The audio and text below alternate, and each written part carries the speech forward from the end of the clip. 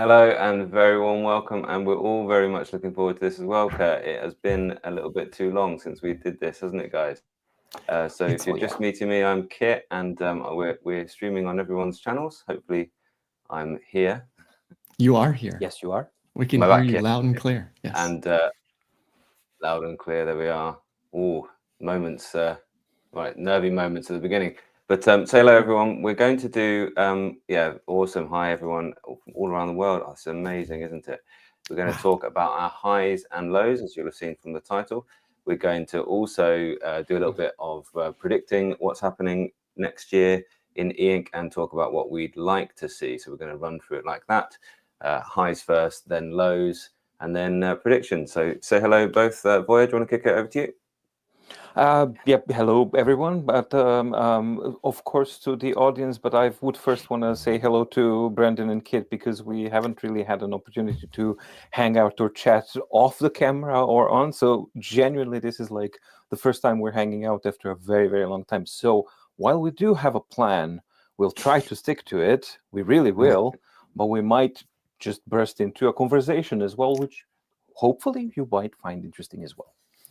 Yeah, I'm about to say, this is almost as much for us as it is for the audience at this point. Of like, we don't get to hang out all that often. We're a number of hours apart and way too busy. And so it's exciting to get everyone together. I had a funny quip when the intro was coming in. Does anyone else feel like the urge to dance? Like, I just felt the urge to dance on that one. Hey, you have a little. You got it. Anyway, for those who don't know me, my name is Brandon Boswell. I'm a product designer by trade, and then I somehow ended up talking about e-ink tablets on the internet, which I do alongside these other two folks. And when I'm not designing things, I'm designing other things. So right now I'm working on a focus planner. And if you're curious about that, feel free to ask me about it later, and I'll tell you all about it. Awesome. And I totally forgot to say, I totally forgot to say I'm Voja from My Deep Guide, because I was just genuinely happy to see these two guys. So I totally feel that. And I think everyone knows who you are, Voja, at this point. Like, you're kind of ubiquitous with the space. We just jumped on about 5 or 10 minutes beforehand. We've sorted out the internet issues. We've sorted out camera issues. And that's all we've done. And we do not know what the other ones are going to say about our highs and lows and our predictions. So it should be fun. And we're going to crack straight in, because we do have a hard deadline. Brandon, as usual, has got somewhere better to be, because it's still kind of the daytime-ish there. So, I don't know about better, but I have obligations that I've committed to, unfortunately. We're going to start with you, Brandon. So your highs from 2024. Fire in. All right. Put your screen up as well, yeah. Little tricky to decide just one, but I'm gonna rant a little bit, and I'm sorry for those of you who aren't into a rant, but we're gonna rant a little bit today. I'm gonna do a little bit of an overview, and then we'll get into the thing that I actually think is the high. So I think one of the things you're probably gonna hear from all three of us is that the A5X2 is excellent and was worth the wait. Huge high. We finally got a new Remarkable, and we kind of got a Remarkable 3 not from Remarkable, but more on that later. I think my high for 2024 was that we finally got back to black and white devices. The core of what e-ink is, which is a crisp quality screen that lets you just focus on what you're doing. And enough of this color thing, more on that in a little bit. When it comes to e-ink devices, what I'm trying to do is I'm trying to focus, I'm trying to think, I'm trying to get into a deep headspace and kind of explore an idea. And unless I can do that easily and without distraction, it's not worth it. And so I was really excited to see a bunch of devices get back to the 300 pixel per inch black and white screens that make that possible for me. I think a few that were noteworthy for me were the Boox Go 10.3, which is really great, the Supernote A5X2, which is awesome and a new entrant, and the VWoods AI paper actually really surprised me. It's got a lot of rough edges, but the Carta 1300 and the contrast they're able to get out of that Carta 1300 was excellent. And we might even get one more before the year's out, depending on whether the Boox Note Max actually starts shipping to anyone. I know that they're planning to do that at some time soon, but I don't think they're actually being delivered to anybody yet. And then kind of a non-e-ink one, but an e-ink tangential one is the Daylight computer. which is another monochrome device. Again, still young on that one, and there's a lot of promise and also a few headaches. But I'm excited to see more black and white devices that I can focus and work on deep work. Thoughts? Yeah. Cool. So yeah, black and white ink back to the forefront, and you're absolutely right. This gigantic Note Max as well, black and white. It's not what I thought would be the successor to the Tab X, but it's what we've got. Incidentally, about the Note Max, we're going to go straight off into a tangent now. Like, I was looking at the pictures of it, and one of the issues with the Tab Ultra was that it magnetically snapped into the rail. Mm-hmm. Yeah. If you look closely at the images, there's actually little latches that so it's going to sit in the same way as the older Tab Ultra, but it's going to clip, as far as I can tell. And I think that's good, because you remember that magnetic rail, and that you couldn't write over that. So, especially it being a Note Max and still being able to be using it in the case, could be a good thing there. Interesting one. I mean, I'm excited about that device. I mean, if it's anything like the 10.3, but in a large scale format, I think that's really cool. I mean, obviously, Boox has a handful of things that still irk me about the writing app.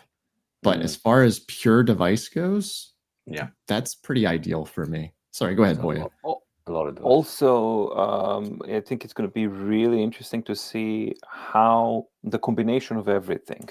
So the thinness, the 13.3, the 300 ppi, the lack of front light, therefore the closeness of the content to the screen, the crispy 1300 Kartra, if they manage to get that contrast that they have on 10.3 on the Note Max, and on top of that, a 13.3 size keyboard, I'm genuinely interested to see how does that actually transform, and what kind of an experience would that be together, because you don't have an alternative currently at that size with a keyboard as well in that world. So I think it's like a very, very interesting combination. Promising, yes, but for me, I'm trying to be cautiously optimistic, even though I'm really, really itching for it. But I'm trying to kind of, sort it. I mean, it's been a long time since we've had a device like that is at the forefront of the technology. I mean, the Tab X has got some age on it now.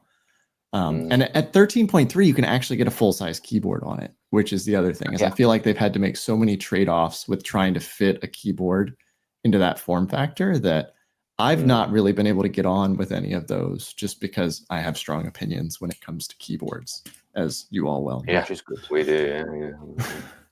The other piece that I'm curious about is, can you do a device this thin at 10.3 and it be durable? Like, does durability start to become an issue at that form factor? It depends how much strengthening they got put inside. Yeah, and it's going to be wider, I think, as well, because it's got that big bezel on the side. I'm wondering, is it just going to be impossible to fit comfortably in a normal kind of laptop bag? And is it going to be, and actually, if it's trying to shovel it, stuff it in and out, my school bag gets pretty full at times, so I've got to carry it around and change classrooms. And actually, that's the bit that gets me nervous as well. I don't know whether maybe the case might be a bit of reinforcing on it or something like that, but yeah, it's very difficult indeed. And also, how are you going to manage to convince people that this is not a laptop, and that their expectations are not supposed to equate those of a laptop? Expectations are tough. I mean, that's the tricky thing with the Daylight computer as well, is they're trying to position it as a computer, but at the end of the day, it runs Android. And so those of us who have strong opinions on what a computer are, I have a hard time. You had those, hadn't you? Yeah. I mean, I have a hard time when I'm not on my Mac. And so, like, to call an Android a computer is tough for me. Don't start. They'll come. Don't. If you say the third time they will appear, didn't you watch Beetlejuice? Yes. Well, I was wondering if we can really consider a Mac a computer. But anyway, Voja, your highs, please. No, you did it. They're coming now. No. The holy wars have begun already. Oh, no. And Voja, you're stuck in the middle. Wikipedia. Right. So Let's before we go really off on a tangent, Voja, let's have your high then.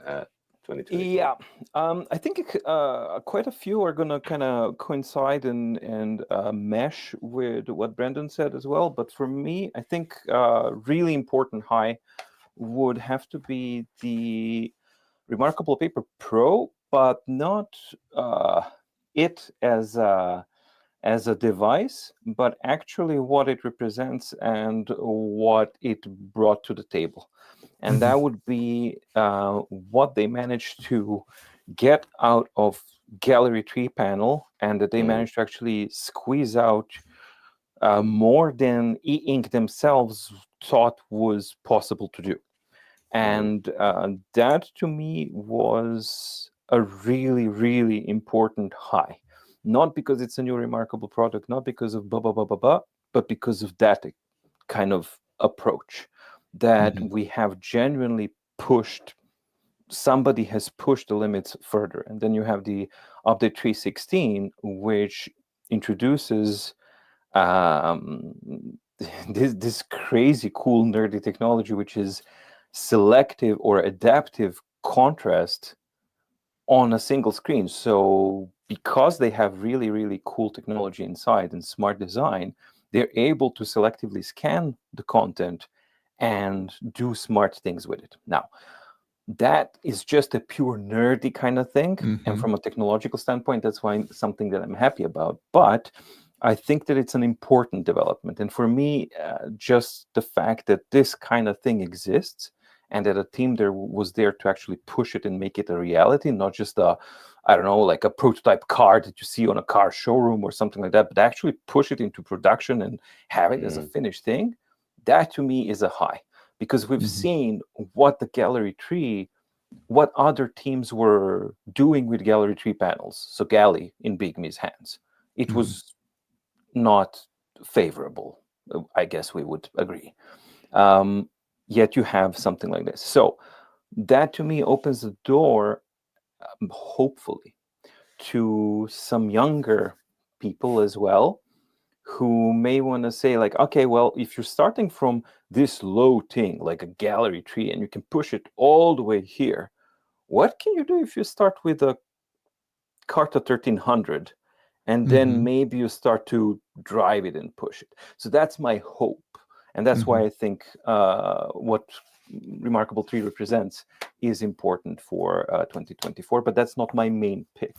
My second runner-up would be like Brandon's. So Go 10.3, and it comes down to the same thing and the same point that you made, which was going back to what e-ink is for me. And that is going away from the front light, focusing on the black and white content, 300 ppi image, contrast and usability. And for me, for now, the pinnacle of that definitely for now is, while I'm testing it, is the Supernote A5X2.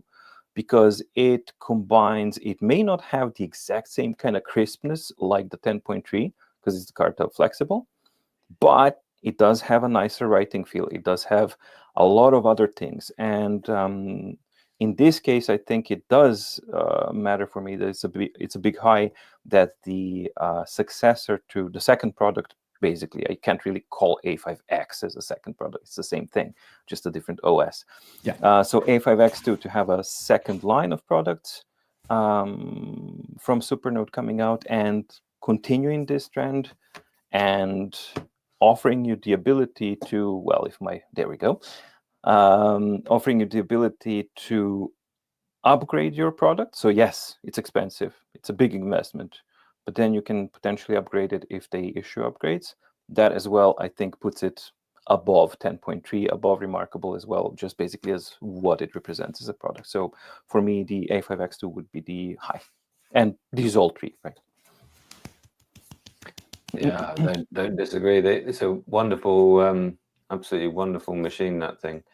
And it's going to be on all of our kind of shortlists as a very minimum, isn't it? I've been really enjoying mine as well. And I don't disagree here, Wehan. Yeah, but what I would say, what my one thing caveat for that is real word processing. and being able to work into Google Docs, for instance. Can't do that on the Manta. You can't sideload Google apps, really. You just can't sign into Google services. But you can into Word, for example. But then the typing, have you guys tried the keyboard yet? Ooh, I have. Slightly And amazing, yeah. I did a head-to-head between it and the A6X2, and the A6X2 has significantly better latency than the A5X2. And So I was I'm really wondering- surprised. And even if it didn't, even if it had the best latency in the world, the core functionality of currently in Supernote, yes, technically you can open up a doc file and you can type in it, but that's not a word processor, because core things to make it a word processor are completely lacking. So just because it supports a format, for me, that's not enough, and I wouldn't actually use it for that. For that, Go 10.3 absolutely smokes it, like totally. Yeah, agreed. I think it's limited to just like a first draft, just an ideation, maybe a bullet point list, something to get you going when you're away, and then you're going to come back and refine and massage it on a full-fledged device. That's right. Yeah, cool. Okay, shall I fire into mine? There's been a couple of people we've really lit the touch paper on this one. But anyway, we'll leave that one alone. We'll leave it. A little drama is good. A little drama is good. Caught a bit of controversy. I think that's in most people's standard YouTube advice is a little taste of controversy, which is kind of what we're doing here. So High's definitely been enjoying this. I think it's come down to the same three as you guys have listed out. Really, the free tablets of 2024, I mean, are the Remarkable Paper Pro. I mean, what a surprise this was, really, for it to be Galley and for it to, I just thought the Remarkable would play it safe with the Remarkable Free, but they didn't, and they pushed the boundaries, as Voja said. Brilliant. The Supernote A5X2 snuck in here, but it's not been, for me, it's not been the tablet of the year, because the whole year we've been talking about, this is the one. So for me, the high of 2024 has been the Boox Go 10.3. It's just been the one that's been so easy to recommend. People give me a list of I need this, I need this, I need this, I need this. Unless they say I need color, then on a fingerprint reader, then it's just like, well, that's your choice. And Boox have obviously got color and fingerprint readers sewn up in other ones as well. I want to just give a little bit of an honorable mention, because this year I tried the Big Me B251, the big screen, and Big E-Ink. I know you're testing one as well at the minute, aren't you, Voja? Or maybe you've tested the Dassen one. The Dassen one, yeah, the God screen, the screen from heaven, and whatever they call the thing. That actually typing on that, there's I think one thing that's very interesting is that they've managed to get so much out of E-Ink and Color E-Ink on Android or Linux platforms, and as soon as you plug it into Windows, you've got a whole other thing to kind of optimize, and it's not, the software isn't written for it, so it's just interpreting a signal. Anyway, so I think the Go 10.3, and I just don't think we were expecting this from Boox. I don't think we were expecting them at this point to release something and say, here's thinner, here's cheaper, here's all the features. Here's our paper tablet. This is if Boox made a paper tablet. It just made perfect sense when it arrived. They just, took away one of the main selling points of Boox over the Remarkable and the Supernote. That's the front light, but they still maintained the sheer customizability. And I think that's the thing. It's just a real recipe for success. And okay, it's not Carter 1300. I think you're right, Brandon, that V-Woods gets an honorable mention for actually using the latest E-Ink screen. But for stuff like, having the flexibility to go into your OneNote and enjoy scanning around there, then I think, it's just the one that can do most things sort of well enough to make it recommendable. And time's going to tell if the Pro turns out to be the biggest seller, maybe, or the more popular one. But for me, 2024 was all about this, the Go 10.3. I think, sure, the case. Oh, incidentally, I noticed on Amazon somebody has made a third-party case, which is exactly like the case for the Note Air 4C or Note Air 3C with the foldable thing. It just literally looks like the case you want for this device. But so I've ordered that, and it's like going to arrive in January or something. So we'll look forward to trying that one out. But if you've got one of these and you want that vertical case, it might be worth having a look at that now. And so for me, just on a personal note, so not so much e-ink, but yeah, it is a little bit, because how much I've read this year has been amazing. And talking about reading with my audience here on YouTube has been fabulous. Just different books. And my personal high is like just sketching with an old friend in London on Monday.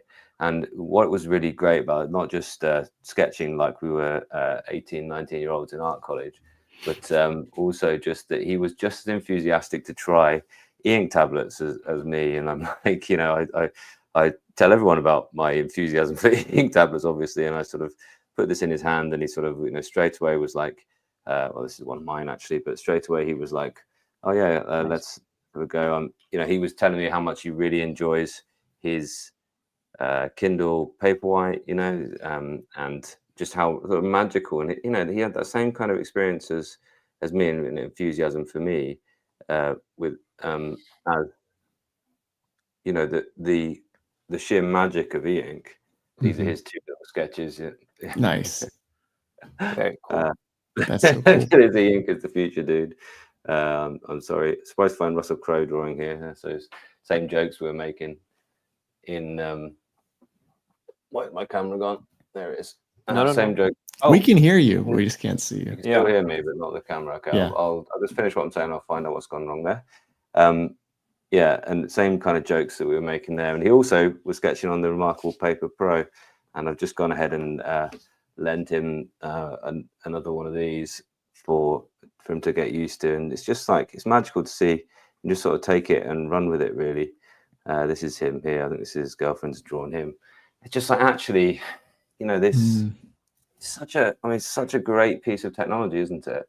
And I think that the total addressable market of this is bigger than is currently being actually accessed.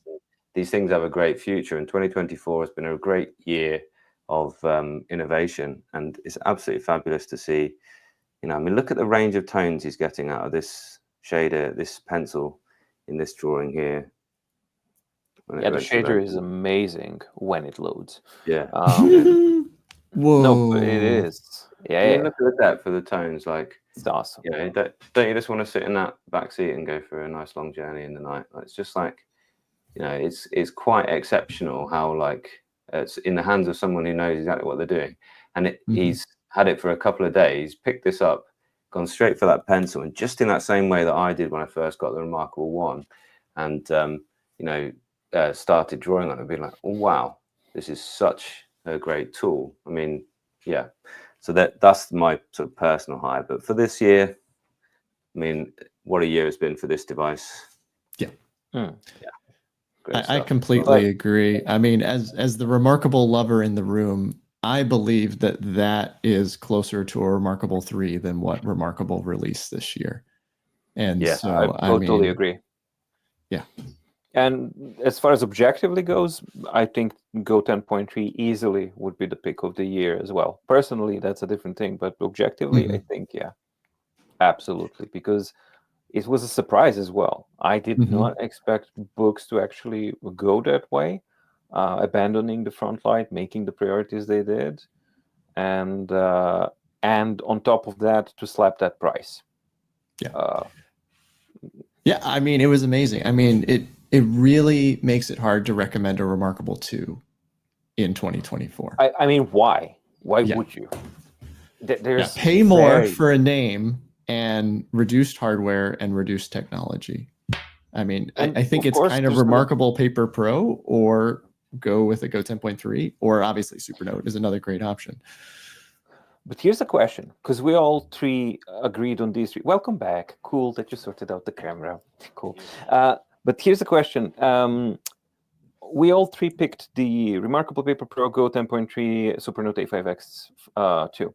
Which would you have the easiest time to recommend to someone, and which that you love would you have the hardest time to recommend out of the three?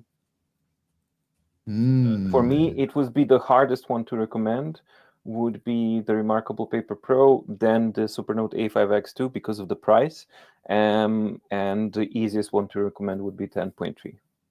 Yeah, I think you're absolutely right. I think unless you know that price isn't something that somebody's going to be totally worried, and if you know that the person that loves the kind of luxury items and is always going to buy, always going to click all the additionals when they go through something on an Apple page or something like that, then it's almost easier to recommend the Remarkable for the low learning curve. That's what I always think is learning curve, Remarkable.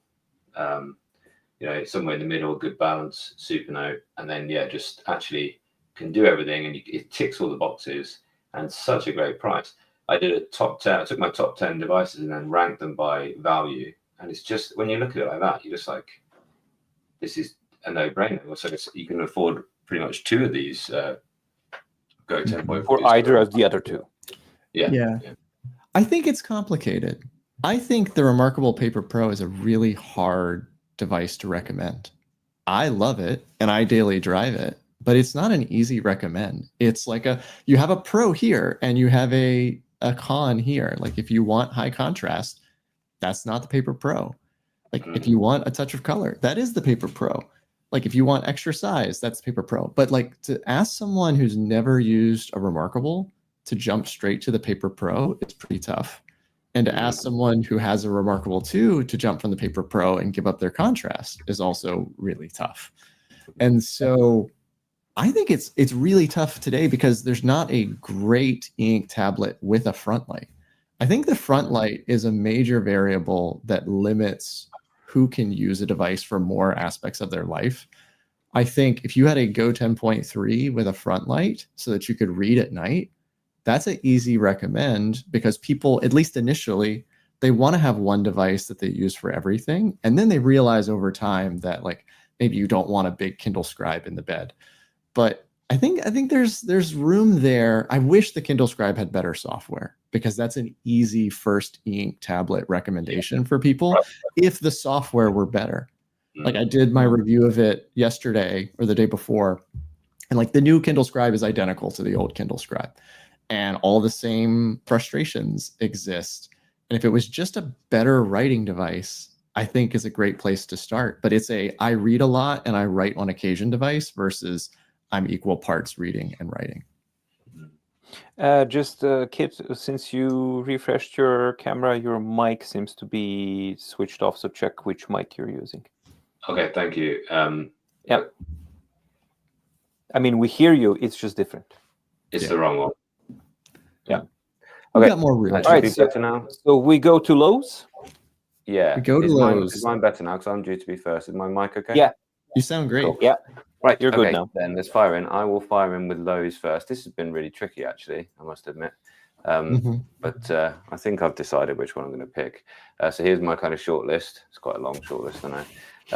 The kind of laggy drawing on the Note F4C made it to the short list. I think that's kind of recency in my mind that's happened recently, and I was quite disappointed with that. I was really looking forward to drawing that, but the Remarkable Paper Pro was great for drawing. I'm producing a bit of content comparing that to the A5X2. It was great. It's not e-ink, but the whole rabbit R1 thing, and really that's more of a kind of like the whole AI just simply being added like as a kind of shortcut to like ChatGPT. Like how Apple Intelligence is just like a shortcut to ChatGPT, like it's a toggle to go straight in there. And these things are being sold as like really kind of amazing things. But anyway, that's something totally different. The whole iFlyTech chat, I've thought about. Would you like a review? Well, here's your script for the review. Would you like to review something? Here's a script that we want you to say in that review. That type of thing. That kind of dealing with companies not doing themselves any favors. And some companies, most companies that I work with, they are just as simple as send you the thing. We'd love to hear your feedback. And they let their device speak for themselves. Other companies are just insistent on putting their own spins on things. And there we are. 104 in 24 didn't quite happen for me. That was I tried my best to read 104 books this year. That didn't happen quite, but I did read more in 24, which was good. Waiting for the A5X2 could have been on the list. Could have been the low point. And I think what that was is not so much waiting for it, because whenever I would speak about it, I would say, I want them to take their time. I want them to get it right. And it looks like they've done that. I didn't want them to rush it out. But I think the way it kind of became quite a negative kind of, chat, the frustration became a bit kind of bullshit at times. People got upset, and it was like, we're still just talking about an e-ink tablet here. They're still improving the software on the one you already own. So, interesting one there. And I think you can't have it both ways. We love the openness. I fact, the whole carrot email thing, like, this, you can't have it both ways. You might, if you want it open, then you might have to put up with the occasional kind of carrot email. The color soft yellow thing, like, that was a bit of a nuisance, but that would have been a low point if they hadn't just dealt with that so well. Like, I mean, it arrived just last week. One conversation with a chat on Amazon. Keep using it until one's ready. We'll send it to you. You got until November 25 to send the other one back. I mean, it's just stupendous customer service, really. There, I think for me, 2024, it's like how everything's been labeled a kind of scam, and I think CoffeeZilla's kind of really pushed this word scam on us, hasn't it? And like everything, sometimes people are just trying quite hard to do things and they are falling short. And that's something where it doesn't make it a scam. They've tried their best. And I could have listed that dual screen LCD screen and e-ink screen on the bottom thing, which seems to have gone nowhere. I've heard nothing since I first had a look at that one. But I think that kind of thing, if we don't allow companies to innovate, if we kind of label them as scam and get angry with them when they try and innovate, then we're just going to get safe practice and safe devices. And we're just going to be satisfied with the big few tech companies that are out there.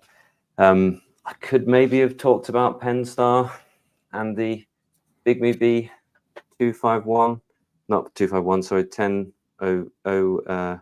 Those catchy names, right? Yeah, I know, the names are ridiculous. Yeah, and the handwriting. The thing about this, that on the one hand, Penstar actually have reasonable amounts of promise. If it wasn't kind of just old tech, there's some promise in terms of, like, in terms of the idea with maybe a real stylus being the main thing. They can get the button integration better, 300 ppi screen maybe.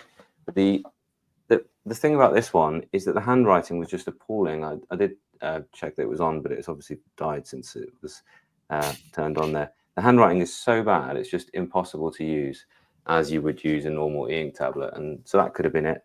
But I think for me, in fact, that is the one I did pick in the end. So I put the little arrow next to it. Look, that was the kind of low point there.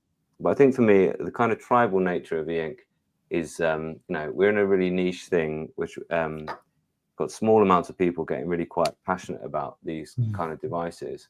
And I think the thing that's got me about 2024 is, like, when I made positive reviews about one particular company, I get called a shill. Well, not quite in those words, actually. Nobody's ever used that quite word. And when I make a negative review about something, guess what I get called? I get called a shill for just a different company. And it's kind of like, it's kind of like you can't win either way, really. And I understand it. I'm not, I don't mind. I like the discussions, really. But it's just, as a reviewer, you want our honest opinions. You don't want us thinking, how is my audience who are really, really into Remarkable? How is my audience who really believe in books? How is my audience who really want to hear good news about this? If you're thinking to them, how are they going to receive your reviews or your comparisons, then you're not going to get objective journalism so much. And I think that one thing I've just really tried to do always, as I think you two have this in mind as well, is just to produce the balance to, give your opinions, but also produce a balanced review considering a wide range of use cases, and try and, find the pros and cons and set them out, yes, as you find them, but also as, this might not actually annoy certain groups of people, or it might be deal breakers to certain groups of people. And I think when you do that, and it's kind of like you just get those occasional 1 in 50 comments, which are just yeah, he's only saying this because he's paid by somebody, and it's just like, that people second guessing your kind of motives is always kind of frustration. Anyway, we anyway, do that's read your mine. comments, and they do affect us, even if we don't want them to. Yeah, I think you when you leave a comment, and it's great. I love it. Absolutely, always feel free to leave comments. Definitely, it's one of the best things about YouTube. It is the best thing about YouTube is hearing the feedback, positive or negative. It usually improves things. Just remember, you're writing to a human being, not some, not a company. We're not backed by the BBC or something. We're not a huge team of writers and film people. We're just individuals making content that we hope is useful. And that's the thing. It's making a review. You're trying to be useful. I think that this is such an important, and it's very interesting that you've brought it up, because that was honestly a suggestion that I wanted to bring up to you guys after this live set as a dedicated topic for us three to actually have a conversation about this, because I think it's an important conversation to have and to actually share with people, especially the last part that people kind of forget that, you kind of write and forget, or I get it. The world is not in the best state at the moment, and there's lots of frustrations, lots of fears and things like that. And I think that that's a reflection of things kind of boiling over in your everyday routine and things like that. And then you get a tiny little beep and you get triggered and you go blah. The problem is that blah kind of contains venom and contains real stuff that the thing that actually pains me most is that we three genuinely have wonderful communities. I think, like in the YouTube world, I am so happy about the positivity, the all of the stuff about the community. But you get 99 wonderful ones, support, normal stuff, and then you get one, and no matter how much you try, you can try as much as you want. I can tell you guys, it lingers for days. It's not something that you can just scroll. You do scroll away. You don't get back to it, but it goes under the skin, and it kind of does that. So if one of you guys who's watching this now, and just keep that in mind, that when you go want to type out and spread your poison to the world, give yourself, write it, but don't send it, and wait 10 minutes, just 10 minutes. Just wait 10 minutes and then reread it and see, is this exactly the interaction with the world that I want to have? And is this how I want to represent myself to the world? Is this how I want to contribute to the world? And if the answer is still yes, by all means, go. But I think that's a small kind of thing to, if a lot of people would actually employ that, I think that we would see a much healthier communication, because I also really value the disagreements, but constructive ones. So yeah, sorry about but I thought it was a very important topic to touch upon. Yeah, and I think I'll just go back to because I did pick the Big Me 10-5 one rather than but it's also about the way the companies interact as well. And it's funny because I think we're in a special little niche, and I feel like the rest of YouTube is probably far more of this stuff that we're kind of just mentioning here. As I hope you're finding this interesting in discussion, chat. But other niches, other areas have far more of this kind of negative kind of tactics. And I know, Voja, you've been dealing with a kind of bit of back and forth with Big Me and decided just no, this it's got to stop. And it's funny that there's different, even with individuals that we're dealing with, because I haven't had that with Big Me, but I have with other companies, and I know what that's like. Where you're just like, no, you don't understand. If you want me to make this review, if you want to make a review, where you tell me what to say, then you don't understand what I do. And the comment that I flashed up there with somebody who's still watching and has decided e-ink doesn't fit into their life, and we've provided that value to say, no, here's the benefits and drawbacks, maybe that we want in the future that does.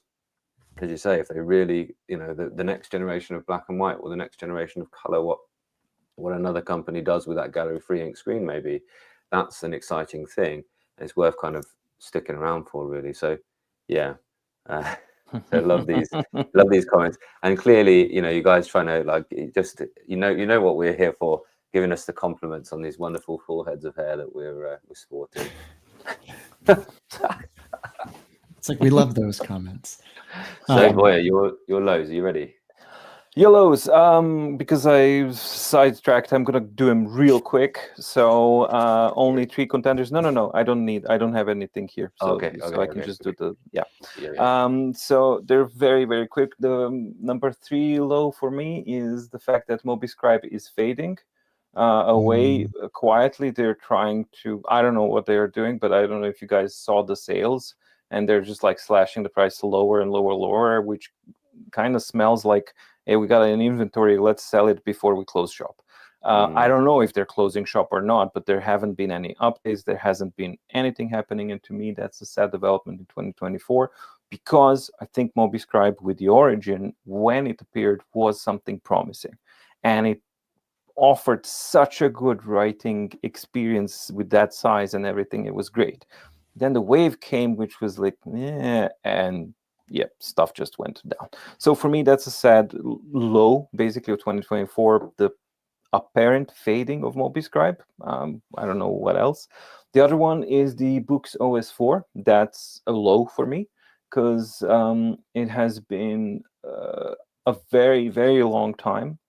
And to actually get a tab skin with returning back to nice, normal icons and delivering the buggy state that they do. Generally, there's a couple of good things there as well, but for the time that it took to actually get there and how it's presented, I think it's a low. But for me, the biggest low would be the remarkable folio development. So either on Remarkable 2 or Remarkable Paper Pro, it doesn't matter. It's not the physical aspect of it, but the software aspect of they've invested so much focus, almost like a full year, of basically abandoning their core principle of note-taking and a focus device, and they're like, okay, we're putting all our chips into this thing. And then after all of that, the state is like, what the hell is this for? Like, what are you doing? Like, if you are doing it a full year, then do it. By all means, sure, go. But where it ended up after a full year of almost 100% dedication to that development, that's a very disappointing state too. Yeah. Fascinating. It almost feels like they were stalling. Like Paper Pro, just, you talked about how they pushed through a lot of challenges. I think they ended up in a great place, but it took a very, very long time. Well, it does make sense considering what they made. I mean, I think that's I wonder, we'll talk about predictions and things, and I think what Remarkable does next will probably come up in there. So, are you ready, Brandon, to fire into Let's do it. My lows are kind of a continuation of my highs, but let's. Do you want your screen up? Yeah, if you put my screen up just a little bit. So, I think we all love the A5X2, and Kit pointed at this, but I think the delay for the A5X2 could definitely be seen as a low. I mean, I've known those guys for a while. I think they're genuinely trying hard, and I think expectation setting is really tough. I think they really wanted to deliver a device on the timeline that they initially set out to, and they just couldn't do it. And so it was kind of rough to see the community turn against them. I think they've gotten a lot of that goodwill back with how great the A5X2 is, at least for those who use it. Shopping bags as well. Everyone getting them sent in a Christmas tote bag, is a very different touch. Yeah, it's a fun one. So I think that's a small low. Going to sleep while demoing is another small low. But I think the one that really surprised me is the Kindle Scribe. With it, they really position that as a new device, and I'd like to applaud them for including the software enhancements for the old Scribe. But I've already returned my Kindle Scribe because it is no different than the one that I already have, and I think that's a bit unfortunate. But anyway, that's not my key low. My key low is just, again, let's enter rant again. Today's the rant e-ink roundtable. I am sick of Kaleido. It's not good enough. It isn't good enough. And again, this is probably not the audience to say this to, but if you want color, buy an iPad. Don't buy an e-ink color tablet. It's not there yet. The Paper Pro gets you closer, but there's still trade-offs there. If you want a trade-off list device, you go black and white, or you don't get an e-ink tablet. And so it felt like release after release of Kaleido, and I'm really happy to see that trend is shifting. But in the first half of 2024, that's where my headspace was. It's just, another Kaleido device. Yay. And I thought it was interesting. We saw Amazon release a Kaleido device, and you see what kind of support nightmare that probably has been for them. People have an expectation of what a Kindle is, and that device doesn't meet all of those expectations that you have of a Kindle. I mean, they've done the recall. I don't know that that's 100% Kaleido related, but user expectations are higher than Kaleido can achieve at the moment. So, and just to count a few of these, we got the Note Air 4C, we got the Kindle Color Soft, we got the Big Me, we got the Go Color 7, which I do use, but I don't love. Like, I would rather use my Kindle Oasis than my Go Color 7. But I still do use it from time to time because it can run apps that my Kindle can't. And then if we zoom out a little bit, we've got the Note Air 3C last year. We've got the Tab Ultra C, the Mini C. It's too much Kaleido. We need a new generation of it, or just stick with black and white and rant. Oh, I think go for it. It's a really good point. And you guys know, and I get called out, I call Kaleido tree or Kaleido dead-end technology. And I get also people going like, why are you saying blah, blah, blah? And I do agree wholeheartedly up to a point with you, Brandon, here. It's too much Kaleido. But to play the devil's advocate here, how are you going to advance the technology to push it further and make it more popular? I mean, you have to make it more popular so that you can sell more devices, so that you can broaden the niche kind of thing, so that there's more interest for it, that there's more demand, more supply, and then innovation can come. So I totally get it.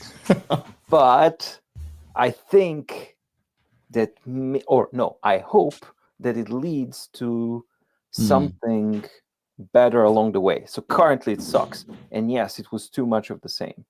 But let's hope that maybe something more comes at the end of this journey. So that's at least me trying to be optimistic about it. Fingers crossed. I mean, Amazon added the oxide backplane, so that's a small innovation. Maybe with volume we see it better. But it's a catch-22, right? That oxide backplane, I reckon. Well, with Amazon's pushing for it, but yeah. But I mean, it's in the Note Air 4C as well. So that's why I was going to ask you. I didn't know that. The two, like comparing side by side, the Note Air 4C with Note Air 3C, you see a difference in the whiteness. Yes, it's got something to do with the LEDs and this oxide backplane, and you see the color soft next to the Go Color 7, and again you see the difference, and it is better, it is improved. I agree with Voja. It's a stopgap, isn't it? It's a have this so you can have color e-ink until we make CMYK that can refresh more quickly. And Gallery 3, let's hope Gallery 4 is amazing, but I still think we'll probably see a Kaleido 4 as a stopgap, because I don't think Boox can make a Gallery 3 tablet currently work like a Boox. Because for me, when I recommend color e-ink, it's not for, I've actually really enjoyed, I really started enjoying reading graphic novels on color ink. I've never been a graphic novel or comic person, but the last year or so, I've really gone to town with Alan Moore stuff and really enjoyed that, right? So the Go Color 7's been good for that. The Kindle Color Soft's been great for that. But the reason I recommend color to people is because when you're using an app like Word, seeing the icons is in color just makes it that much easier. So if you do want to go down that route, and people who don't want an iPads are great. You know, if they were, I was all geared up to buy a new one, but that nano coating being in like 1,500 before you get access to that matte screen, I was like, do you know what? If I want a matte OLED screen, I can get that cheaper elsewhere. If I want it that much, but you know, so I was almost there. I was, you know, finger was on the button type of thing, but I didn't just because of the price and for the Apple tax on storage. Anyway, we'll pause that one again.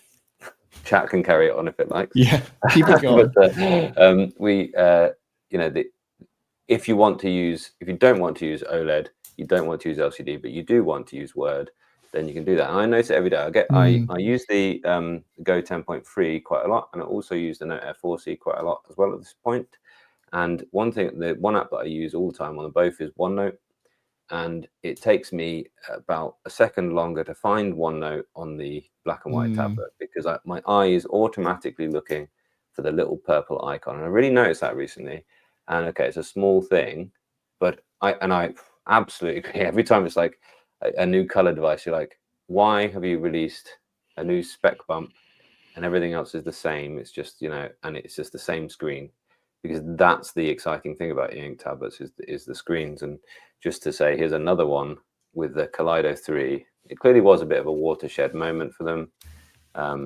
It's just not good enough for basic readers. Yeah, there's always a reason, isn't there? So yeah, I mean, it's an interesting one. I think it's a fascinating one to pick for a low, and I think I do agree with you. This shift back, and the Carter 1300 is so good. You know, that it's lovely. Like, yeah, it just all makes sense again, doesn't it? Cool. Good. What a nice way to wrap it up to your initial high, Brandon, because it was the focus on the it's all thematic. What the ink is all about. Very nice, very nice. Yes. So we're going to go predictions next, I think. Loop back to predictions? Yeah, let's do it. And I think we've got, it's an interesting one. Yeah, we've got like, for example, Mashup Mike says, Spectre 6 will happen someday. The Note Air 4C is much better. I mean, I was amazed when I did Note Air 4C next door to the Remarkable with the same kind of comic PDF thing. And just like, actually, the Gallery 3 does some colors better, and the improved Kaleido 3 actually does some colors better. Well, I thought that was really interesting doing the 3C next to the 4C, because I went in not expecting much different, and then it was notable. Yeah. All right, should we talk predictions? Go ahead, Voja. Fine. No, that's it. I'm just like for me, I'm the oddball here, because for me personally, the 4C, I acknowledge the differences are there. I don't like them. They're not up to my taste, because I can't really get over the light quality and actual color quality and the light quality that the new panel actually introduces. And it moved it further away from the paper, moved it closer to an OLED-ish, LED-ish type of a thing, and that was kind of not for me. I get that. All right, let's get into predictions. Let's pull this back up. Again, not a lot to look at, but there's something. I think 2024 was the year of bolt-on AI, people using AI for the buzzword. And again, there are some token implementations, but I haven't seen anything too crazy useful. Maybe some stuff on the edges that are slightly helpful. But I think in 2025, we might actually see some people really think a little bit and look at user experience and look at use case and figure out what actually works here. I don't know what that looks like yet, but I think we're going to see some companies try some stuff, and we might get some use cases that are actually helpful. I think the closest thing we've got to actually helpful AI right now on an e-ink tablet is what Boox is doing with AI Scribble, AI Select, AI Shape. And I don't even think those are AI. I think they're just using the buzzword, but they are actually useful. And so I'm hopeful and optimistic that in 2025, we'll actually get some useful augmentation of our digital paper in some creative, novel ways instead of just trying to put generative chat on top of it. Yeah, I absolutely agree. I think what the interesting thing, Voja mentioned something in his VWoods one, I think it just sums it up. When an AI is not even aware of what device it's on, how intelligent is it? And it's just not integrated thoughtfully or wholly. It's just, okay, we can install Chat GPT's API and hand out some free credits like candy, but what use does that actually have? And I am someone who uses AI every single day now, without fail, one form or the other. So either generative things, just even filling gaps on my thumbnail on Photoshop is just the most amazing, liberating thing. Oh, resize that there, and I don't have to worry about a bit of background being missing, because I can just fill it.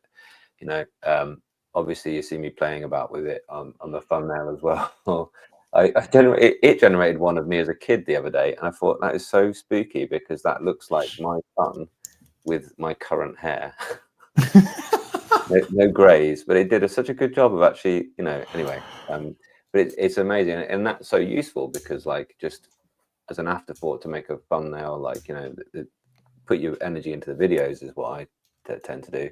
I use it in school. I use it to do quick tasks, to reshape quick bits of writing to make them the right level for people. You know, I use AI search, and Google's just far behind really in terms of that. It's interesting, isn't it? But they've just, in just the same way that Remarkable and Supernote are being thoughtful about the way they're implementing things. People need to be thoughtful in 2025, don't they? In how they're going to implement this AI. And I think it shows even how Apple have essentially resorted. I know I made a bit of a joke just to kind of goad you, Brandon, but the kind of the actually Apple Intelligence launch was so disappointing. I really thought it was going to be good, and it just seems like, oh, here's a Chat GPT integration, and and that amazed me that Apple couldn't actually do it themselves. And that I think shows you, you know, like, actually, I'm sure it will be more integrated. I'm sure it will improve over time. But clearly, I mean, like, you know, the guys at OpenAI are laughing, aren't they, about how how Apple have said, we can't quite do generative text yet the way that you guys can. Can we just integrate yours? Yeah, of course you can. Here's a switch to turn it on. So it's just, yeah, it's fascinating. It's fascinating where it's going to go, but it, as a kind of buzzword and just include it in anything, it's not been good this year, has it? I'm excited to see it go beyond sales and marketing gimmick. And again, I think that takes a little while. That takes experimentation. That takes creativity. And you always see the people try to cash in on it. And then it takes about another year and a half. And then you see people who have really spent the time to figure out what this needs to be, solve it. Yeah. Or at least get it to something that's useful. Solving it's probably a strong word. Yeah, it's going to take time. We need quantum CPUs for proper AI. That's as far as I'm going to get there. So it's going to take a while. But it's an excellent assistant if you are aware that it's going to make ridiculous mistakes that are so frustrating that it can't even count correctly, for example. But if you take that into account, then yeah, it can be a really, really awesome, narrowly focused, if you handhold it, can be an awesome assistant. But this stuff that AI Paper is doing, or even Boox's AI assistant, like, well, let's drop AI thing. Like, that's a cool algorithm to reshape, recognize shapes, put the stuff in. Like, let's focus on useful things like that, not the other stuff. So where we are, predictions? Is it my turn? Predictions. Yeah, predictions. Yeah, I'll just do it quickly. I wasn't sure where to put this one, prediction or wish list, but I'm going to be like optimistic, and I'm going to put Remarkable 3 as a prediction for 2025. Because if they don't do that, they're dumb. I think that's like as simplest as I can put it. With the I Remarkable would 3 Pro be out, incredibly surprised if we don't get a Remarkable 3. if we don't get a 300 ppi Remarkable Paper Pre, excuse me, my batteries must change. That would be a gigantic surprise if it doesn't happen. So let's say like that. I think that we're going to see, and this is going to be a surprising one, I think, for everyone. I think we're going to see a bit more of Boox iterating their own existing products in 2025.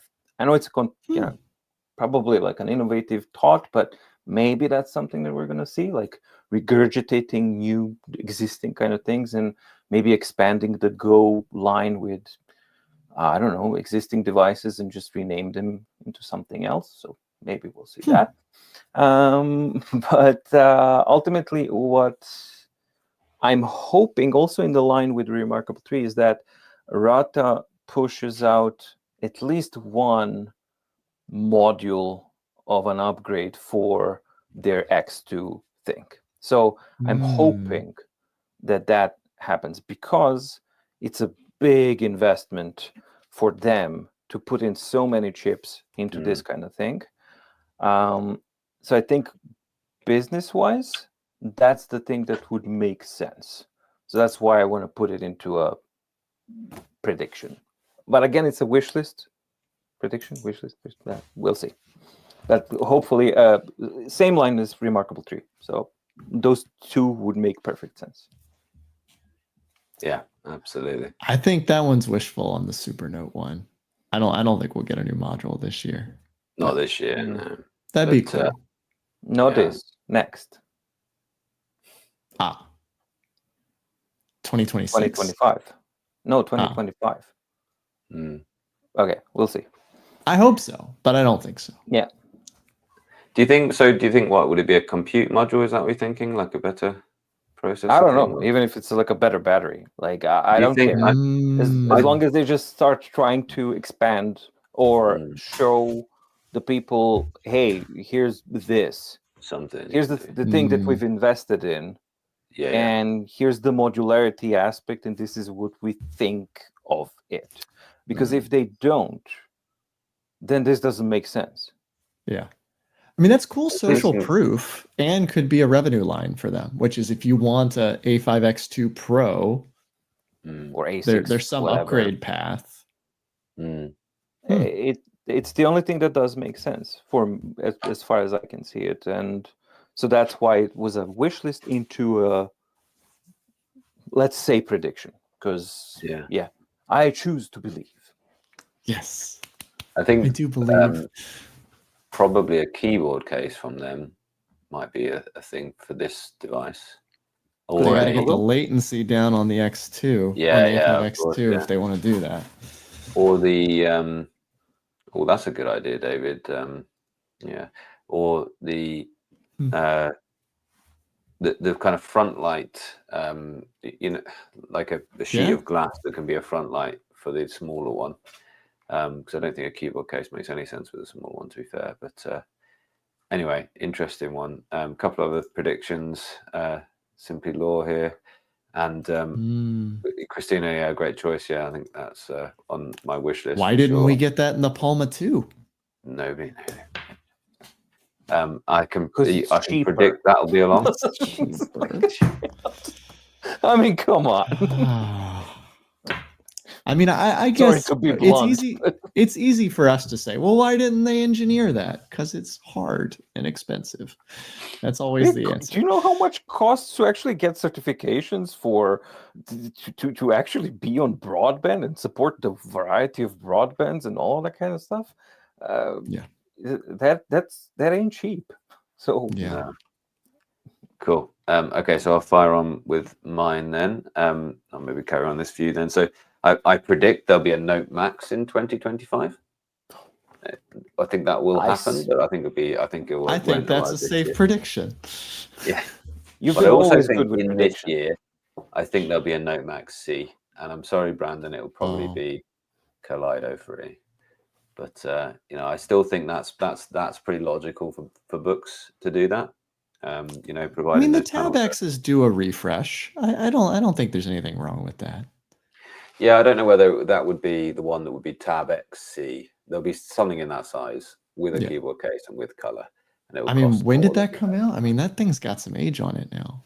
Yeah, it's not last year, I don't think. Flies are buzzing all over it, man. Yeah, but it's one of the very few 13.3s you can buy anywhere at the minute, isn't it? So It's awesome. That's why I'm talking about it, is because I think it's a cool device to refresh, but yeah, they have absolutely. I think so. I think we'll see that. I think we will definitely see the Remarkable bring a kind of classic version of Remarkable 3, basically. I think it will sell like hotcakes as well. And I think the thing about that is, as you say, a no-brainer to do. I don't know this, but like, I don't think Remarkable Pro sales will have gone as well as they maybe hoped. Thoughts on that? Or I think sales will have gone fabulously, but so will returns. And I think that because it's quite polarizing, like it's quite like I can handle this and I don't mind the flashing, or I can't and I just want to go back to my Remarkable 2. And I think that's what I don't think they'll have lost users through doing this. I think that they will have gained a lot of respect in the market, and they've also made a glorious design, as a thing, as industrial design. It's a beauty. I think that they haven't lost any ground, but I think that their bread and butter will be to make a Remarkable 3, and I think they'll do that. And I also think we'll see a Mini. I think probably they were probably thinking a Mini first, but if I was them now, I'd switch it and I would do the Remarkable 3 first, because I still think, I said earlier on, I'd say if they'd have released a Remarkable 3 now, the market would have been just as excited for that. And it would have actually, I think it would have sold better because it would have been a lower price and it wouldn't have had the high returns. So it's just a proven format. And if they just make it, again, just update that design, make it so beautiful still, it will sell. Just a classic Carter 1300, whack on the MR, no front light, thin as paper, off you go, everybody. You'll love that. So I think that we will see, apart from that, I think we'll see Boox do something with Gallery 3, but I don't think they'll make an 11.8-inch tablet like this. I think we'll get a small reader with Gallery 3. Don't know what size panels Ian can making in it, but they could easily do something if by pairing the size of the Big Me Galley was 7.8, wasn't it? As a kind of like, not, yes, it will come with a stylus probably if it was that size, because that'll be layered in. But if they can make that with the T2000, whatever is the better controller, and make it as fast as the Remarkable 3, I think that Boox will do that. But I think they'll kind of try and advertise that as being here's your thing for reading your comics and stuff, rather than being here's your notepad or productivity device.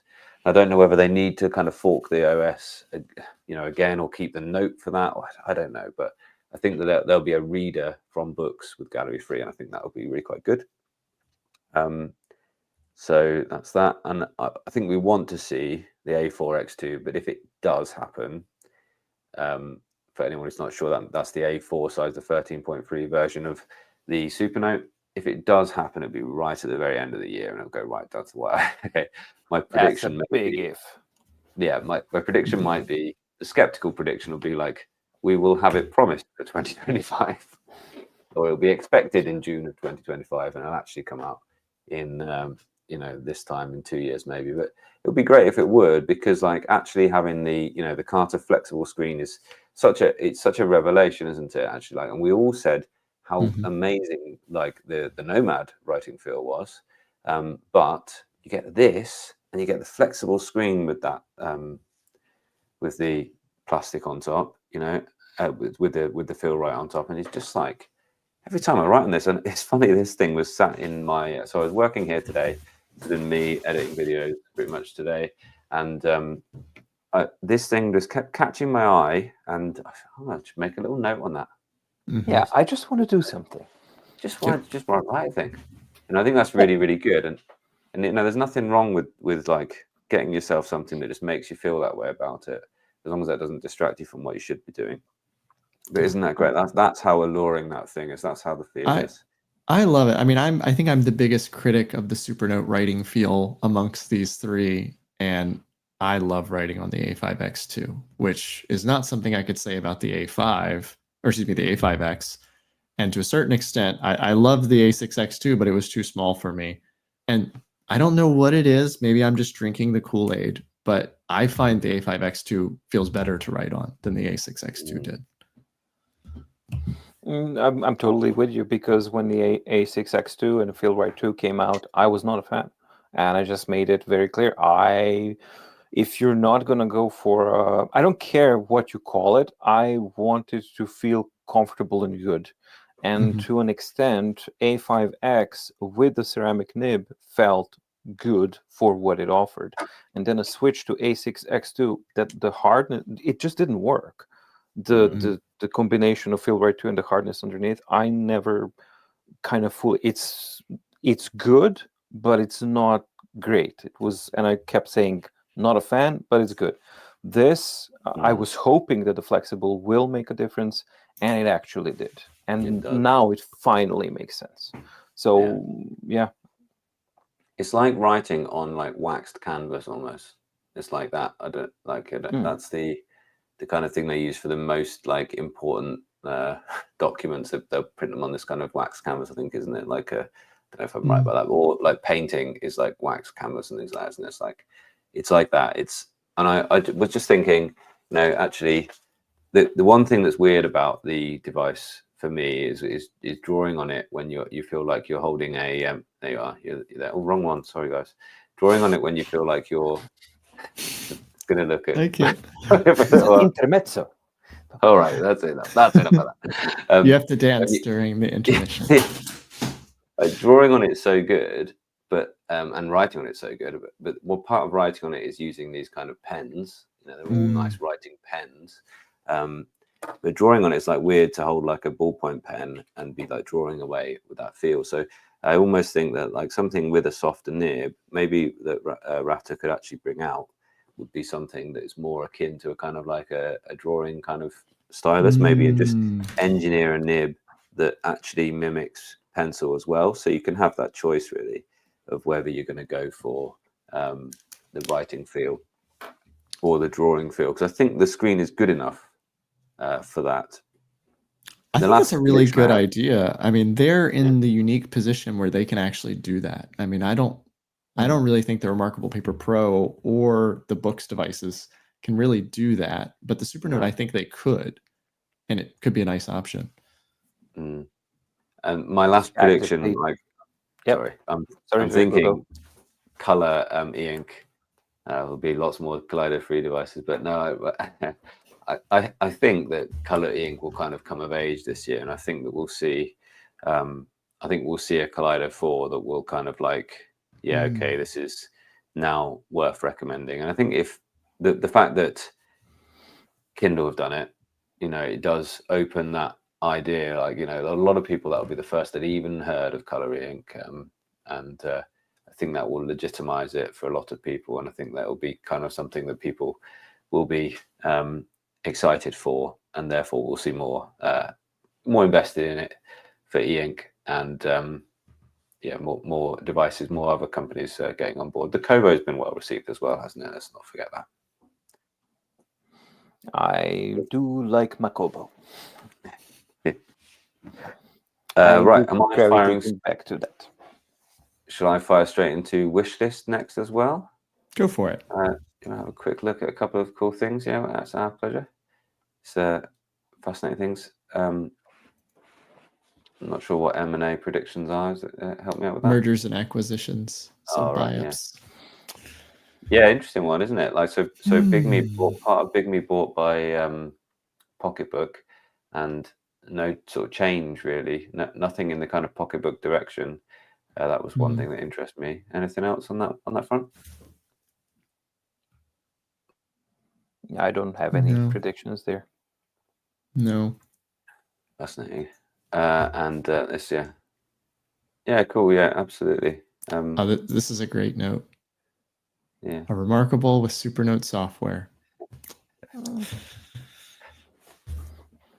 people would complain to that as well. People will complain about everything, boy. That's my prediction. Sorry to put it like really early, but I think people would complain to that as well. Cool. Well done, Jeffrey. Awesome to hear that as well. Yeah, and so many people. It's great to see people so excited for the Manta. It's really good. Right, wish list then.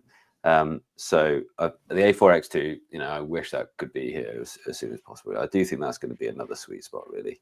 I do think that's going to be good. And I do wish that Remarkable will make these two other tablets we've alluded to. I do think that, that will be a good thing for the industry, and we would like to see it.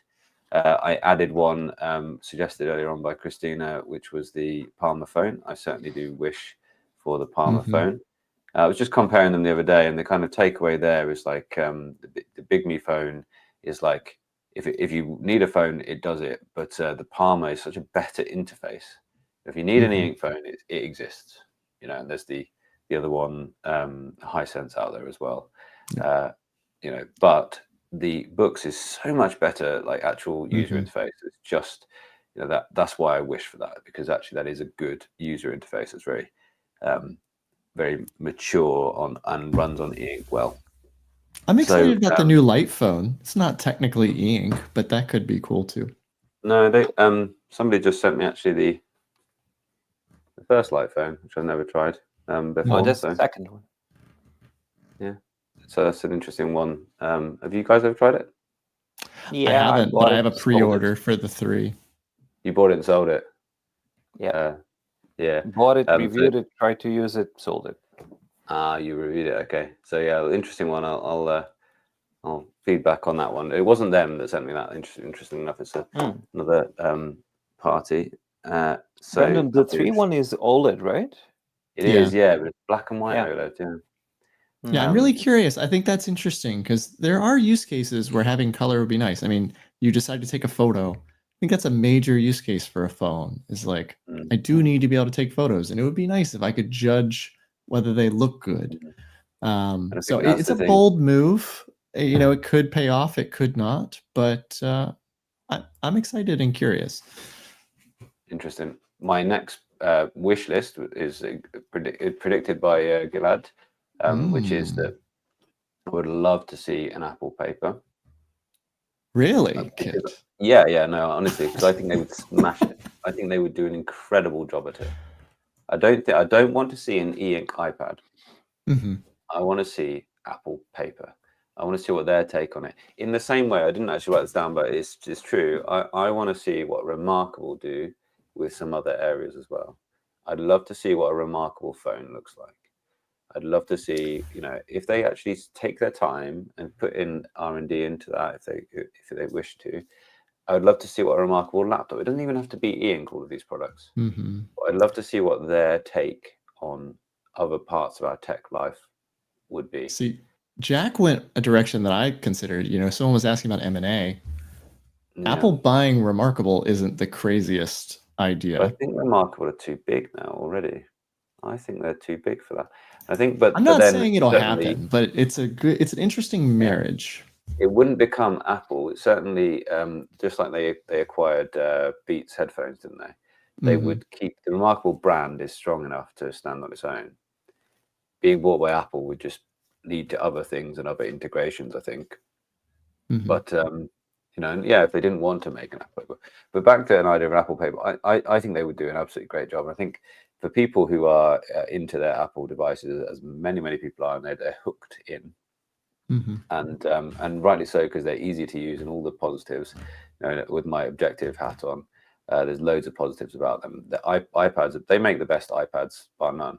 But the way that Apple paper would be, as a kind of like just essentially Apple Notes, and like a few other well thought out, and it'd just be, I've got my Apple paper that I do my hardcore note taking on if I'm that type of person, then I really need a session of note taking, and the iPad just gives me a bit of a headache. Then I can work on my Apple paper, and it's there in all of my other Apple devices. I think they would do an absolutely great job of it. So there we are, JK. Yeah, there we are. You're probably not wrong there. Remarkable. Apple. I think It's been here in front of us all along. I mean, it's a no-brainer now, isn't it? I think, gosh, Absolutely.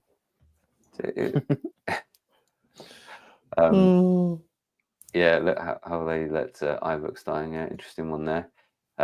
Or Samsung. Yeah, I don't think Samsung will do it though, because Samsung are they make OLED screens, so I don't think they would.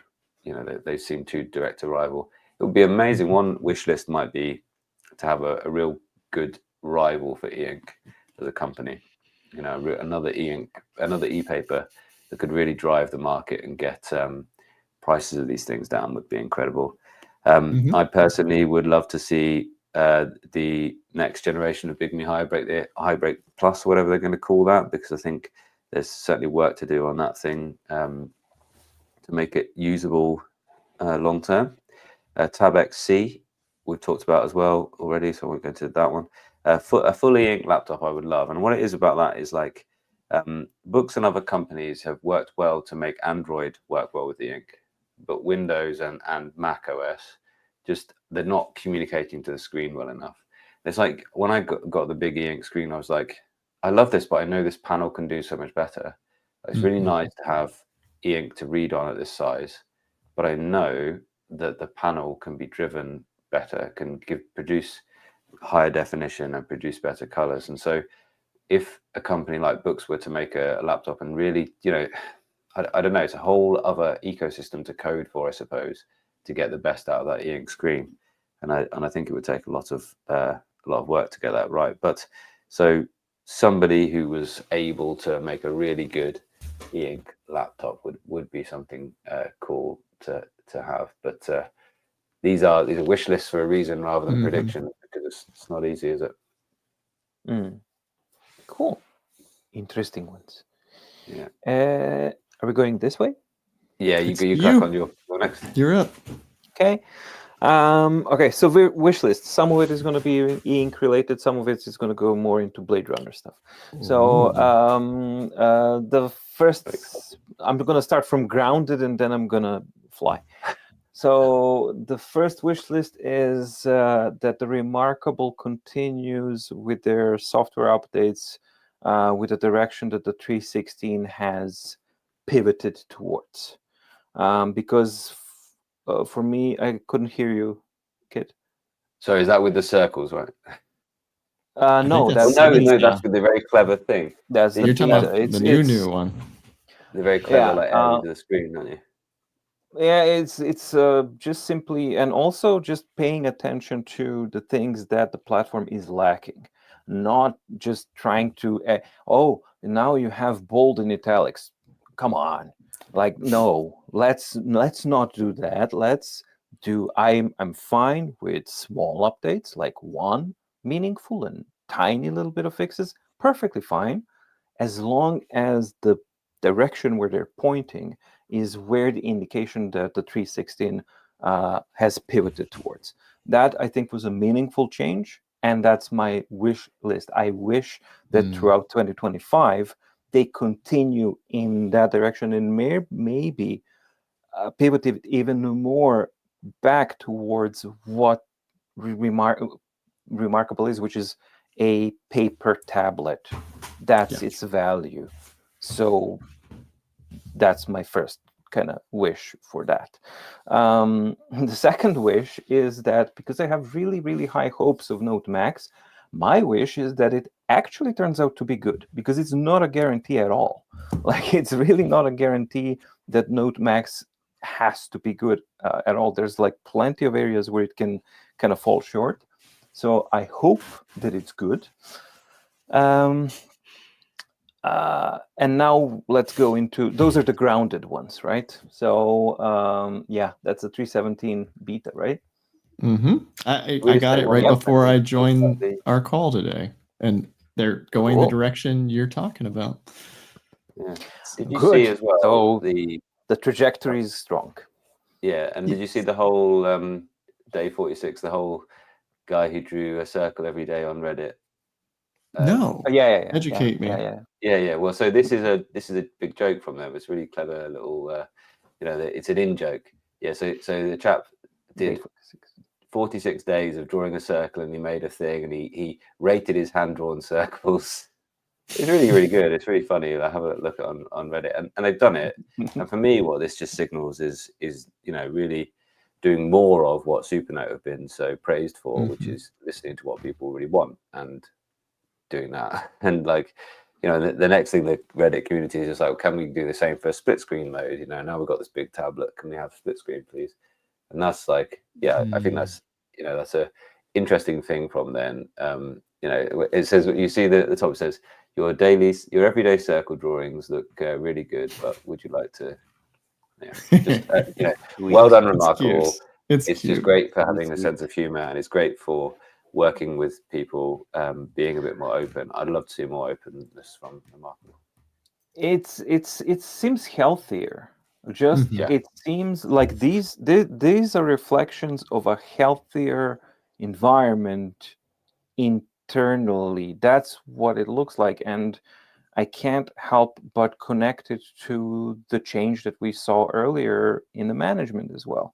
So it just seems, whether the change itself is something that brought up a little bit more freedom or whatever, whether it's getting the beast of the Remarkable Paper Pro, which was like a 4-year kind of wait thing in development, out of the door and be done with it. I mean, there's like so many factors that basically happened and overlapped that you can't really know. But I don't necessarily even care, as long as they remain so much freer to actually dedicate to making their platform and their vision what they want it to be. And if 317, I haven't gotten. I'm on my vacation, so I'm not doing anything. So I haven't looked at it, but I've heard something about, read something about it. But yeah, it was moments before we hopped on. I was like, ooh, yeah. So yeah, the second one was hoping that NoteMax is good. 2 Blade Runner-ish ones. First one, e-ink wise, I wish that e-ink or somebody else would focus on developing a true e-ink paper, not a display, but a foldable, rollable paper that you can use, that we start kind of edging towards away from tablets and more towards digital paper. That's something that I really wish that would happen. But as I said, Blade Runner-ish, right? And if we want to go fully on into Blade Runner, I wish that we would see not significant steps, but some baby steps in actually having some more feasible, viable commercial holographic displays in products to kind of start getting placed into market and maybe getting some tractions. We've had some, and that's why I'm hoping for 2025 to actually kind of dip the water into holographic displays and open up the possibilities there as well, with a new way to rethink the interaction with the machine, with the user interface, and rethinking user experience from the ground up by introducing a third dimension. So yeah, that would be sweet. I mean, it was really cool to see. I mean, as flawed as the Apple Vision Pro was, that was a really cool experience, and it kind of sets the tone for what could be done in the future. Yeah, I think that's interesting. Definitely. But I also think I think at the same time, I think we will have, the immersive tech and then like analog tech. I think that analog tech will still be digital, but like, that's where your paper comes in, and then your holographic stuff is you're getting immersed in stuff, isn't it? And I think that we're going to choose either at any given time. We're going to choose immersive. Oh, one thing I think about a lot with the AR thing is my car has augmented reality heads-up display now, and it's fabulous. But that's in the car, and it's like I don't need to wear that on my face, because when I need that, it's in my windscreen on my car. And I think that that's the thing, with smart glasses, and the Ray-Bans have taken off. They seem to be really popular now. But having that screen in front of your eyes all the time and pointing a camera at something, I just don't think we're going to want that round the clock. I think that's what a lot of these companies are expecting us to, like we put our phones in our pockets, to put our smart glasses on our face. I don't think that we're going to want that all day, every day. Although they just kind of make sense in a way to a lot of people to replace earbuds, don't they? But yeah, it's fascinating. It really is fascinating. But just imagine if you had like let's imagine just a cylinder that's this thin, 4.6 millimeter, and then you just pull it out and it rolls out into a sheet of paper that you write on, and then when you're done, whoop, rolls back in, and that's it. We're going back to a Magnadoodle, right? Isn't that what we're talking about? Yeah. But 21st century, 2025, we're there. We have flexible. Come on, I mean, let's get there. It's time. Yeah. I mean, that would work for what I need to do. I mean, it's an interesting thing for someone to test as like an alternative path here. Just another cool wish list here. Certainly waiting for the Note Max. Yeah, bigger e-ink screens, please. Would be. Yeah, absolutely. Most of them have been released as products or developed. MSFT. What's that? MSFT? Microsoft. Oh yeah, actually. They didn't work. Interesting. Again, there's always hardware limitations that adjust over time. I would also add things don't work and they keep failing until they do. Yep. So it's important not to give up on the first fail, but actually make a summation of what didn't work, why it didn't work, improve, fail until you succeed. Well, here's a great example. So Ricardo mentions that e-ink is slow and lifeless. I don't know that I agree with that last point, but he said Daylight brand uses a cool e-paper LCD, which is very good sunlight performance. That's actually 1980s technology that fell out of favor because advertisers could sell better with these big, bright color screens. And you're seeing us double back because we overcorrected too much in that direction. So this cool e-paper LCD is actually just revisiting something that didn't do well in the 80s in a different environment. So I think it's a cool case in point. 70s. There you go. Even further. Yeah. Well, it did do well in the Game Boy Color. Let's not forget it. Flew off the shelves for Game Boy, didn't it? And the Game Boy Advance was as well. Low power. Can you just say Magnadoodle again for? Magnadoodle. Life is good again. Remember the days. Yes. Awesome. We talked about Magnadoodle and Game Boy Color. The great example of this is I had a Game Boy and I had a Game Gear. And Game Gear had this beautiful, lovely screen, and it would die before I could finish a game. And I loved it and hated it simultaneously. And then you've got your Game Boy that could just keep ticking. Anyway. With the awful greenish, like, what the hell are you doing? But I need a light on top of it. Yeah, it's a nightmare. Yes, but also lovely. Yes. I mean, come on. Tetris, level 100, and the space shuttle at the end. Anyone got to the space shuttle? Not the rocket, but the actual space shuttle? And then having the Game Boy thumb with the flat thumb for a couple of days? No? Have you played the new Tetris? The modern Tetris? No, I haven't yet. No. It's really good. It's good. Really good. Okay. The fact that you mentioned that, you now have to go check it out. All right, should we get into my wish list? It feels very grounded compared to the things we've just been talking about. I know. We just should have want simple, basic things. We could have. We need some grounding, please. I'll bring us back to reality. Bring us back. All right. We are breadcrumbs. Basic wish list. Books should make landscape mode actually work reasonably on the Note Max, because that would be a beautiful marriage. My Remarkable Paper Pro, even bigger, in black and white, 300 pixels per inch, with a landscape mode that actually works. I think it drives me nuts that Boox could make landscape mode work if they actually cared. And I'm taking it as a personal slight that they don't. So like I did with Remarkable, I'm going to complain about it until they fix it. And hopefully they'll fix it. Otherwise, I'll just keep complaining. All right. Other wishless Maybe we items. should all complain in all of our future Boox videos that all three of us mention. And I think that Boox should actually make landscape functional and make a work. note. Could you do that for me? Oh yeah, I'm definitely on board with that. So I'm doing that. And let's see. Maybe we make it happen. Everyone put that as a comment on every Boox video moving forward. Oh and my anytime God, you no. see a Boox landscape mode comment, you have to upvote it. Let's make it happen. Okay. All right. Okay.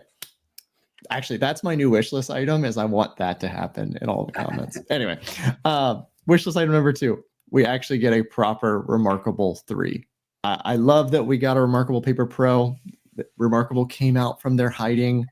We got a Remarkable 3 from Boox in the Go 10.3 and somewhat in the VWoods AI paper. I want to see an actual Remarkable 3. So that's wishlist item number 2. And then final item is Supernote. I can scroll on my A5X2, but I want infinite scroll. I want to be able to continue an idea on one piece of paper, like I can on my Remarkable. I know that they're not going to do it, and I know it's on their idea board, and they're not going to do it, but I'm allowed to wish. So there you go. Good. Those are good ones. I like that. Again, I'm keeping it simple. I'm not asking for the world. I'm just asking for Or a the better user holographic experience. Well, I want that too. I'm going to start small. Yeah. Wise. All right. I think we've got some cool comments in here. What did we miss? What questions do you guys have? Yeah, Firen, we've got a little bit more time before our hard exit, but that's Oh yeah, all what you our, drinking? And what were your thoughts to chat on predictions and our wish lists? Anything to add? Fire in your own wish list. It will be very good to see as well. See, we need to rename this E-Ink Happy Hour, and then you get even more rants. Hey, that's actually good for me. I have an excuse because now it's like 11 p.m. So exactly. Cool. It's a little precarious for me. This is just water, but if we do E-Ink Happy Hour, we can tweak that. Yeah, I found that that update from Boox with the selection line thing and then move everything down. Not Boox, so Remarkable. Yeah, that's really useful. Yeah, pretty good. It's pretty cool. I think that's another example of them actually looking at how people use it and tweaking it accordingly. I mean, that's what I do on playlists every day is like, all right, what kind of like subtly irks me? And how can I make it so that doesn't happen anymore? And I'd love to see, you see Remarkable do it. You see Supernote do it. I'd love to see Boox do that on their own. I guess they did with the AI Scribble. Nobody asked for AI Scribble. And I think that is a cool innovation that I'd love to see the other two absorb. When you know what's happening. Do you know why I don't love it? I don't love it because when I delete something with a pen, I don't scribble it out like I'm an angry toddler. I put a line for it. Well, but what about circling it? Nice. Just anything, but just not that. It's just like I guess I'm settling, which is like I've wanted the gesture for so long. The fact that they've given me anything makes me happy. Yeah, I know it's petty. It's not something that like I would ever say on a video or like publicly, because like people will think I'm ridiculous. But like I'm just joking, I just said. But no, I just think like this isn't public. It's just not natural to me, and it's just like the act of like scratching it out. I don't mind, but so I just don't really use it that much. And also because I'm always sketching, I always have to then turn it off when I'm sketching. So I would just rather either use the back but that's fine because you've got the option, haven't you? Exactly. That's what I was about to say. It's like it's okay because you can turn it off. Yeah. Yes. Exactly, Have you guys seen what the Supernote does when you have a pen with a button? How it lets you select? Right. Yeah. Of course. The eraser, and that brings me the to selection eraser. So nice. Yes, but not to include a button in this awesome pen. What? Yeah. Why? Well, they mentioned that they worked with Lamy on the ergonomic design of that grip, right? So maybe they said maybe that was take the button It is out. better. It is Because better again, than this oh, yeah, one. because I don't like it because I always accidentally press the buttons when they're on the side of pens. So again, then you turn maybe it it's my off. fault. And then you Yeah. just go into the option and say, what does the button do? Nothing. Then you But can no, press because it all even day. if you press it while you're writing and it's off, what happens is it changes the frequency or whatever of the EM, and it changes the where the stroke of the pen. It always gives a little bump in the stroke. You accidentally press it. So again, That's it's like unfortunate. I know, isn't it funny? Like Oh it's just yeah, like, I mean physically because you had the press bump force kind of thing, so it's gonna make a little disruption. It's changed. Well, it is physical because it's changed the whatever the button does differently that changes the magnetic resonance frequency is what I think it must do. And so I don't know, but it so for me, and it's not it's not a big deal because I just that's a bit annoying to turn the pen over and hold it the correct way. But like, you know, more people will like the button than not. So or the option, right? Choose the pen with or without. Pen with or without, yeah, absolutely. That would be cool. And it already costs a ton. So you know, it's a good point. I mean, it fits into their motif of modularity. Yeah, that was a good one. Very do you good want to do this one? Do you want to do this one today, or do you just want to leave this one? Will we get to hear each of your picks if you had to choose one? Let's save that. That's a good one. I feel like we've done that one, but we can do that one once a year. I feel like it does change each year. Yeah. We'll do an update for that one. We need to wait a little while because right now we're all going to pick the Supernote. Yeah, it's too fresh. I was about like it's a honeymoon period. Like give me some time to kind of let that die off. That's why I always wait for my in-depth reviews to kind of. And I think what's really interesting, Donna, is we very much try our best to sort of present this one would be better if. So like a question like which one for it was asked a little while ago, which one for a student, you know, often leads to kind of discussion about like, well, okay, actually books maybe might be better because you're able to get on the internet more quickly and download things that you maybe need in reference for the class. You might want the microphone, you know, they're so different. They're actually so dissimilar, all of these devices, that it's more, you know, we try our very best to give you what a way to choose, I think. An interesting Try to help you avoid a purchase you will regret.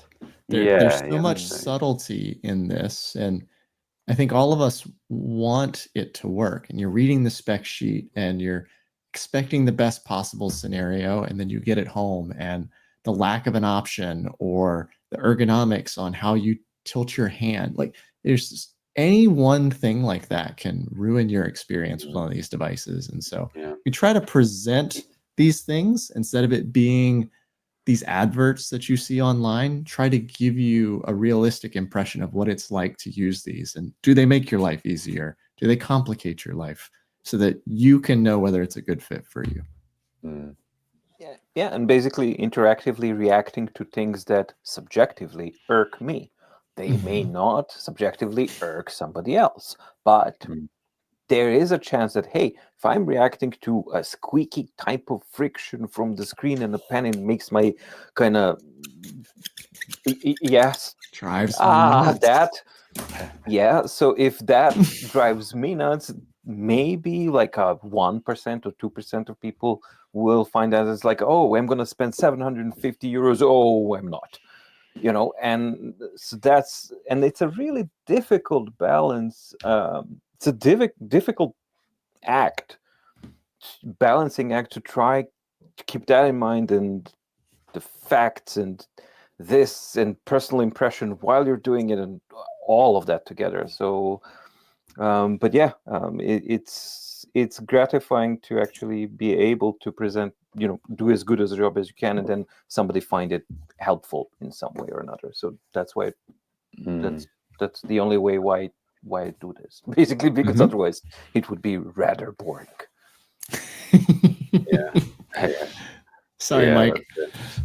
Yes, absolutely. I think this one Okay, I think we were all expecting that to be the updated Kindle Scribe. I think when we heard it was rumors that Kindle would do a color device, I think most people around the industry thought that there would be a Kindle Color Scribe, yes, or Scribe Color or something.